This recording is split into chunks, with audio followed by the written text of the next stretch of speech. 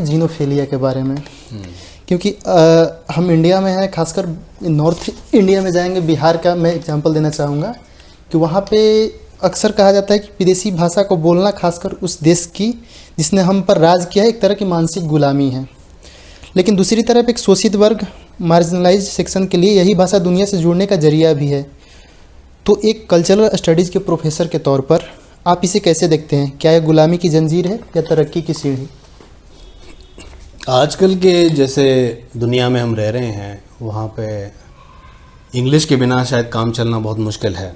कहीं पे भी आप जाएंगे तो इंग्लिश एक नेसेसरी गेट है।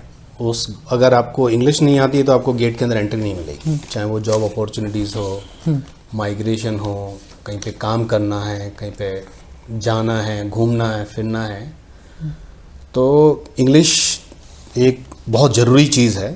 हालांकि इसको जो है हम इसको भी एक अलग तरह से देख सकते हैं, क्योंकि हमको जो है अंग्रेज़ों ने गुलाम बनाया।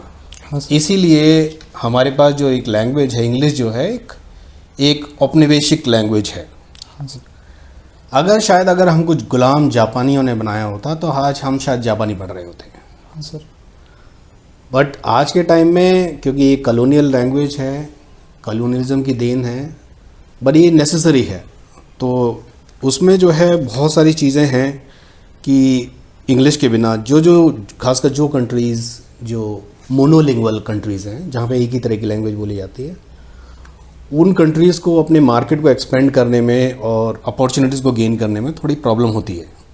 इसलिए आजकल बहुत सारे कंट्रीज़ जो पहले मोनोलिंगुअल थे, now they are becoming bilingual. हाँ, तो जैसे साउथ ईस्ट एशियन कंट्रीज़ हैं और यूरोपियन कंट्रीज़ है जहाँ पे एक ही तरह की लैंग्वेज बोली जाती है। पर आजकल वहाँ पे जो है वो चाहते हैं कि मार्केट एक्सपेंड करना है, तो वो लोग इंग्लिश को प्रमोट कर रहे हैं। चाइना है is a big market now, China is picking up in English language.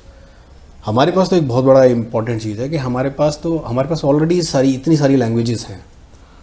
हाँ, इंडिया का हर व्यक्ति कम से कम 2 या 3 लैंग्वेज तो मिनिमम बोलता है। मिनिमम तो 2 है। तो ये हमारी वीकनेस नहीं, हमारी बहुत बड़ी स्ट्रेंथ है। बट ये कि स्ट्रेंथ है, पर इंग्लिश को भी एक लैंग्वेज की तरह ट्रीट करना चाहिए। तो इंग्लिश से जो है एक परहेज़ करना, मेरे ख्याल से वो सही चीज़ नहीं है।